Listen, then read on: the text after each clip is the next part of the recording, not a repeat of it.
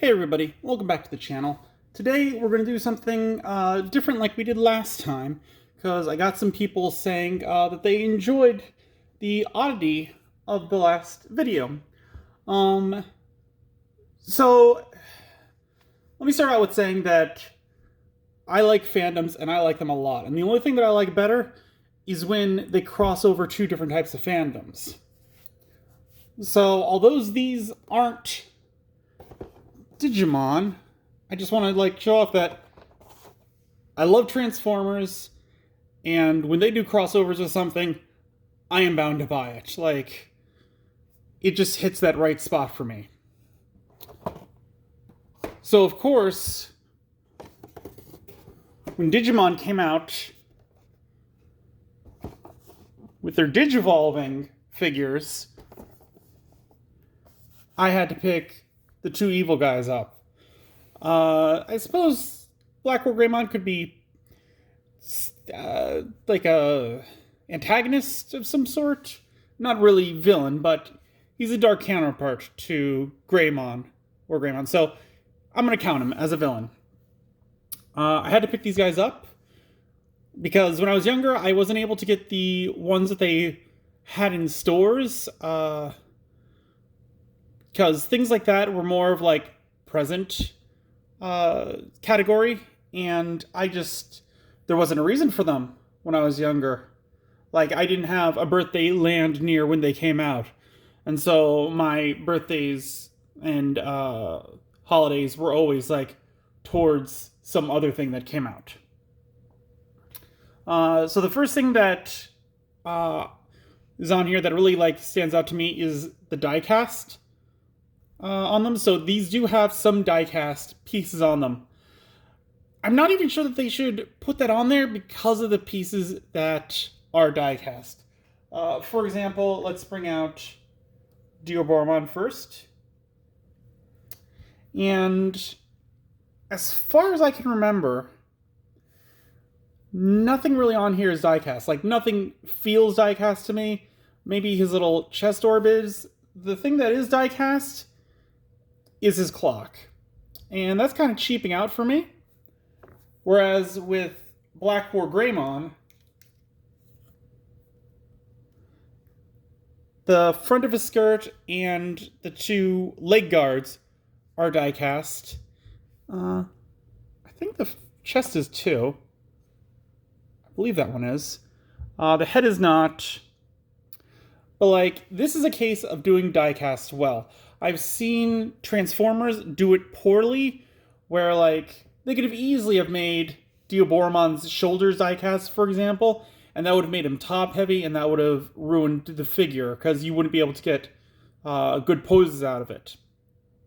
Same could be said for BlackWarGreymon. They could have easily have made the back of his shields die-cast, and that would have caused him to be back-heavy and cause complications. As is for posing, these guys, you can get all right poses out of them. I like these stock poses, honestly. Just the menacing stance of BlackWarGreymon, and this kind of bent down, kind of ready to walk in a way that I would imagine from an Exorcist movie, just almost crab using his hands to drag him with him, kind of look. So I'm not going to say you can get amazing stances out of them. I haven't tried those, so maybe you can. Not sure. The big problem I have with both of these is that if you are a Transformers fan, you will understand the term shell former, which is to say that everything folds away and the alt mode is kind of turns into a backpack or something like that, and isn't used for the actual pieces. Diaboromon is a good example of this, where if we turn him around, you can see all the Caramon bits. Caramon's noodle arms is just on the back of Diaboromon's arms. All of his body is this here. His head is actually collapsed into the shoulders with this little antenna. So when Diaboromon turns into Caramon, if I remember correctly, you basically flip the figure upside down, and everything like lanky about Diaboromon, his legs, his body, his head, are all inside. Or no, you don't. He's not upside down. I don't think that's correct. But like everything just gets crammed into the main body cavity, and the Caramon is essentially like over top of it in a shell. And that's a definition of a shell former. And he's definitely the weaker of these two, because like even if we look at his hands, you can see he's got Caramon's hands right underneath. I'm not going to fully transform these guys back and forth, because that would take too long. But you can see, like, there we go. And there's Caramon's hand right there. And to hide Diaboromon's hand, you would simply fold the fingers back to help hide them, if I can remember. His nail just popped off. That's a thing about these figures, is that they have ball joints, which is great. The ball joints come off easy, which is not great. But I would rather them come off than break, if I'm being honest, because there's nothing worse than having a figure break. So yeah, you'd fold up the fingers.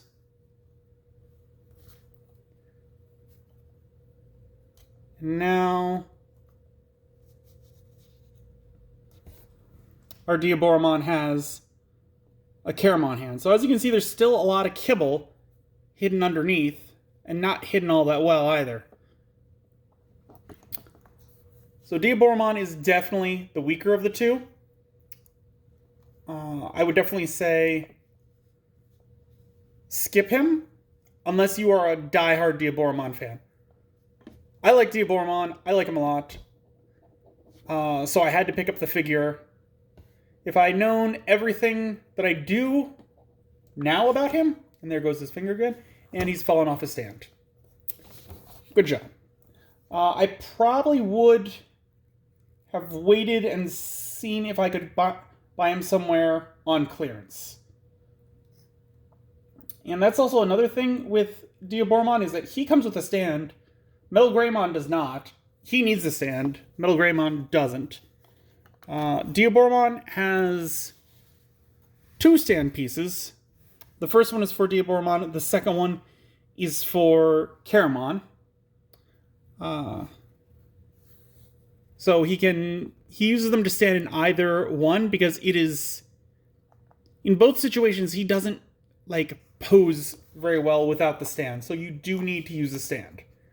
I would have enjoyed it if they had used the stands like they do in the model kits, where like you could buy a stand, so I could get different poses out of him, like plug it into his back, that type of thing. But as is, there is no auxiliary port for that, which is disappointing. So you're really stuck with this stand, or with one of those stands where they grip by the hip. And with Diaboromon having such a skinny midsection, that won't work very well, in my opinion. So that's the first one, Diaboromon, out of the way. Like I said, I'm not going to transform them. And his biggest weakness, as I said, is trying to hide the Caramon behind the Diaboromon, and vice versa with Caramon hiding the Diaboromon bits behind him. When we get to BlackWarGreymon, he doesn't have nearly as much Agumon kibble, besides the shields. The shields are just the faces, and he's got a tiny backpack, but I can let that slide because it is in the silhouette, but the shields help distract from that. And again, with Diaboromon, if you look at him from forward, you can barely tell. Like, of course you can tell that that's an Agumon head, but the other parts aren't really easy to find. Like, his entire chest actually becomes the lower jaw of the Agumon. And the way that he all folds up together is really smooth.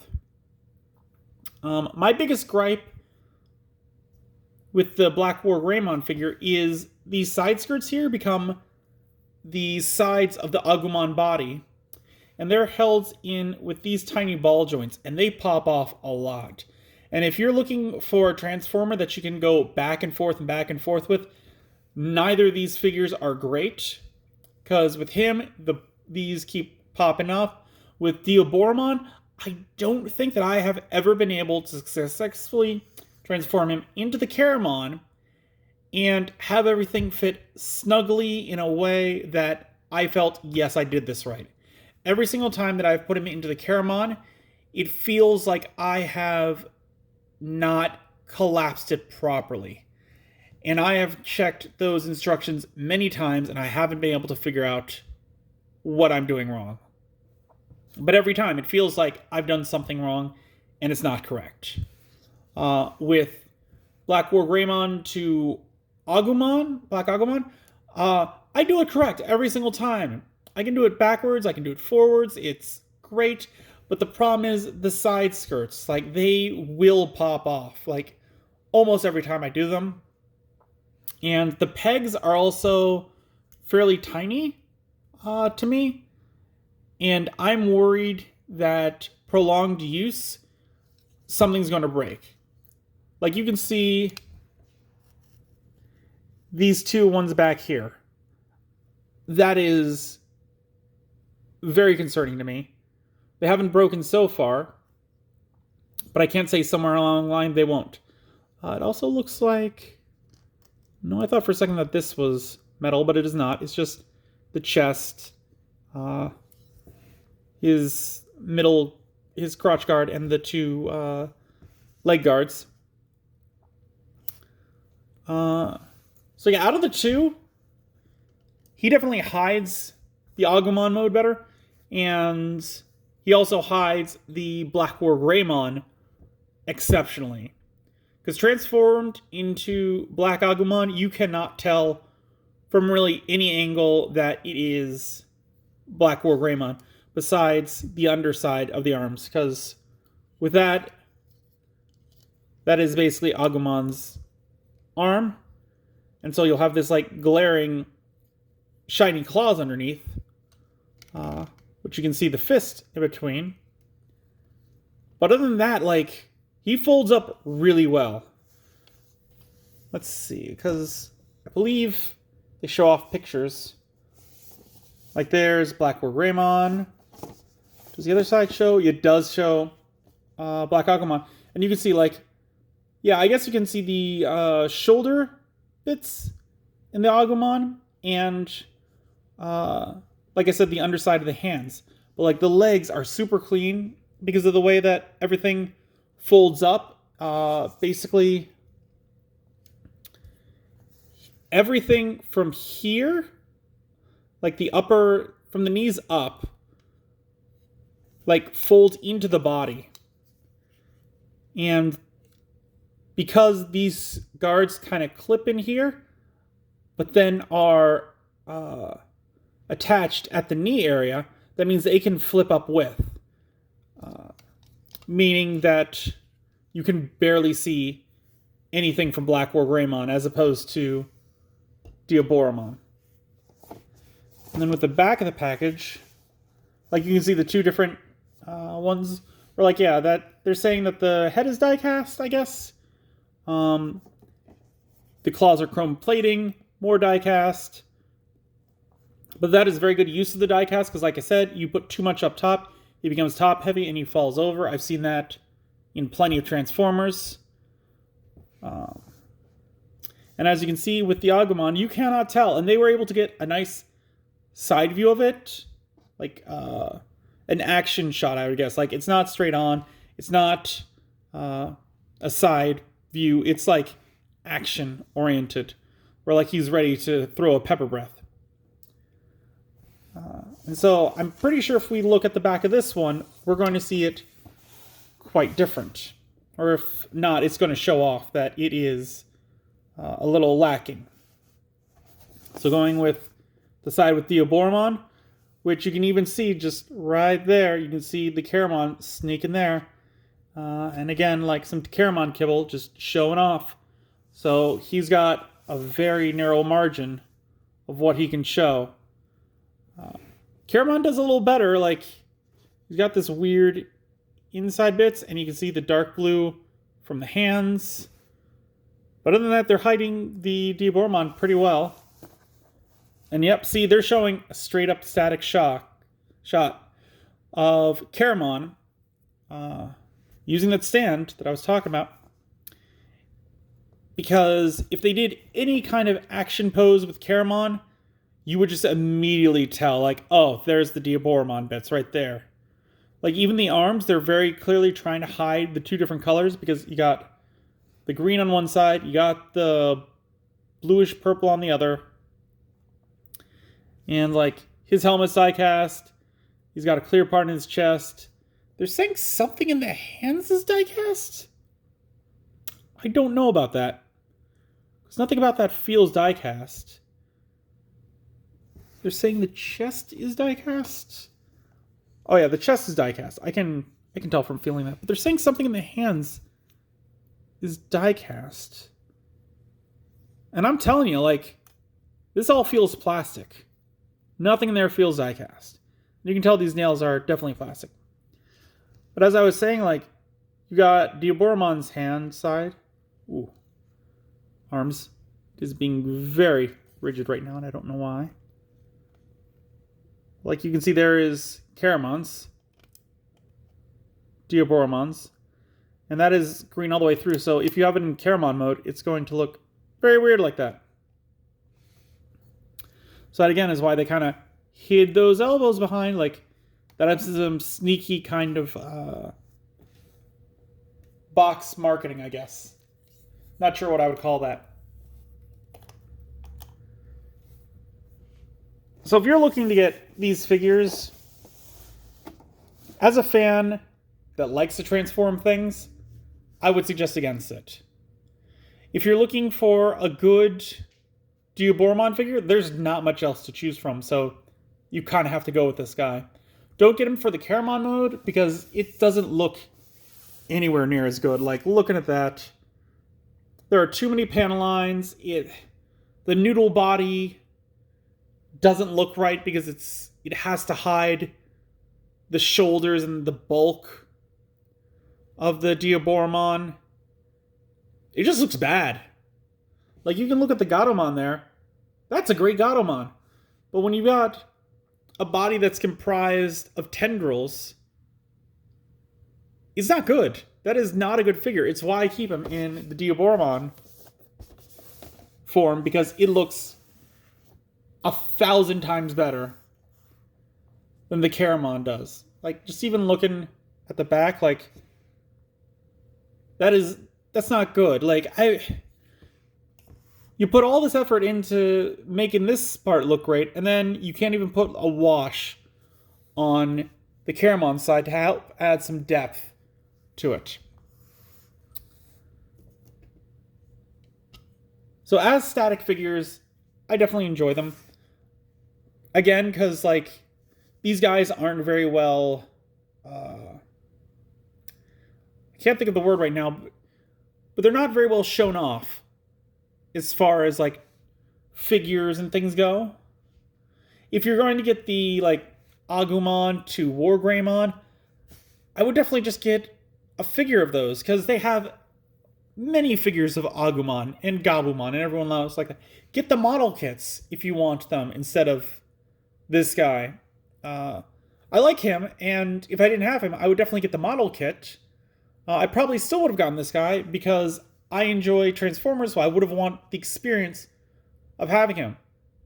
Having him, though, if I had someone who was just, like, super into BlackWarGreymon, I would probably, like, get rid of it for that person. Because, like, Diaboromon's good enough for me, and you cannot get another thing in Diaboromon. I could get the BlackWarGreymon model kit, and that'd be great. So that's my thoughts on these two. If if anyone out there is really interested, or if they need a transforming guide for them, because these guys' transformations are very involved.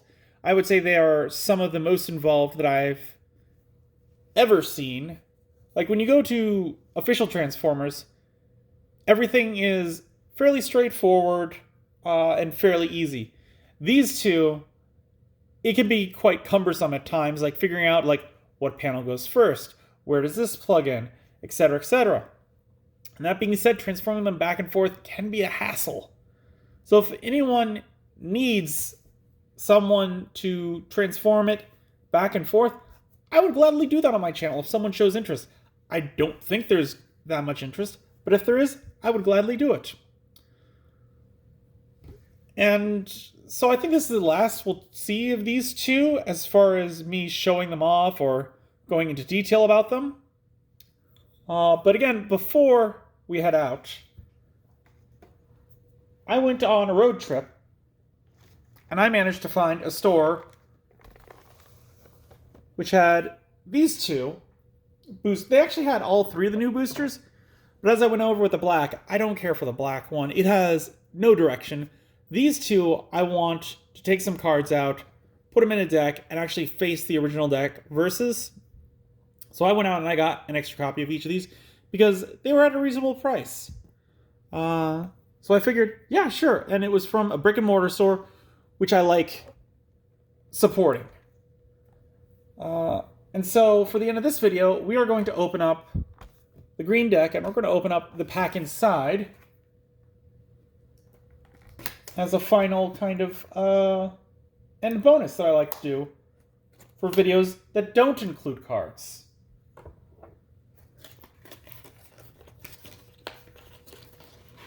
Because I kind of revitalized this channel for the card game. We got a Great Legend pack, which of course we did.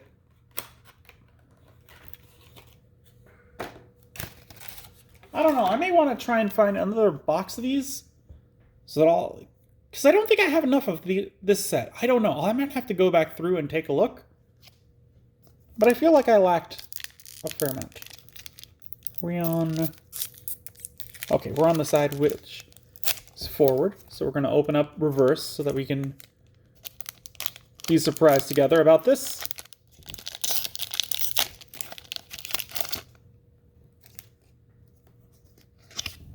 Like that.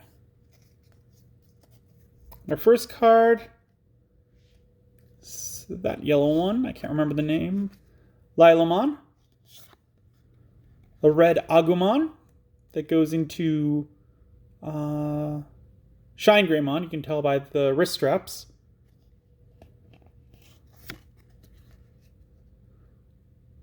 Tobimon. Blimpmon, which looks like a Dramon upgrade. I've probably said that before. Pydomon, which I liked because he's a recolor of Angemon. I don't like Angemon. Flamemon, who's a Gunimon's rookie form. Senarizamon. I like that guy. He looks like a rock type. I like that. A Babycoromon with a Bodomon on top. We're getting some very themed BlackWarGreymon stuff. Tactical Retreat. That's a nice evil card. Like it. Ooh, Cerebrusmon Werewolf Mode. Very cool. Like that one. And for our last one, we got Dark Dramon. So 2 rares. No super rares. But still a good pack, because we got a baby in it. And I find that very worthwhile in the packs. So there you go. That's the end of this video. If you liked it, give it a thumbs up. Subscribe if you haven't already. If you have any ideas for future episodes, type them in the comments down below. I do still read all the comments. I'm not that big of a channel, so I can afford to do that. And until next time, I will see you then.